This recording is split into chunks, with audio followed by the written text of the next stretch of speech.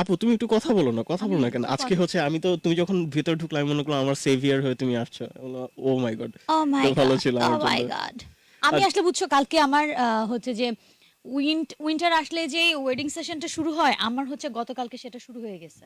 হ্যাঁ, না আমার না মানে আমি ওই সেশনটা শুরু ও করেছি, আচ্ছা। আমার বিবাহ আর কেমনে কি। এই দেখো না মানুষ আমাকে কি ডাকে জানো, বলে কি বেবি। আমি বলি ভাই আমি এখন বেবির মা, আমি আমাকে এখন এখন বেবি ডাকবেন আমি না। এখন বেবি না, আমি এখন ভাবি। না না, ভাবি তো আগে থেকে, আমি এখন শুধু বেবি না বেবির মা হয়ে গেছি, তো আমাকে এখন আর বেবি ডাকার দরকার নাই।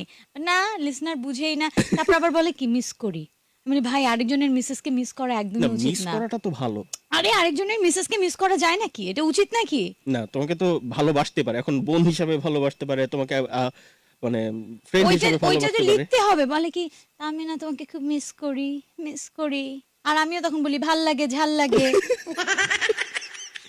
ওকে, যাই হোক। আচ্ছা, তুমি কি আমাকে এটা রিমাইন্ডার দিতে আসছো যে আকাশ বের হইতে হবে, আমার কিন্তু শো শুরু হয়ে যাচ্ছে, এরকম হ্যাঁ কিছু? সেটাও একটা জিনিস যে ভাবলাম তোমার লাইভে একটু হামলা করি, কারা আছে সেটা একটু দেখি, ওকে, একটু তোমার থেকেও কয়েকটা লিসনারকে ভাগিয়ে নিয়ে যাই আমার কাছে। ওকে। হ্যাঁ, তারপরে হচ্ছে যে যে আকাশ এবার হট সিটটা ছাড়ো।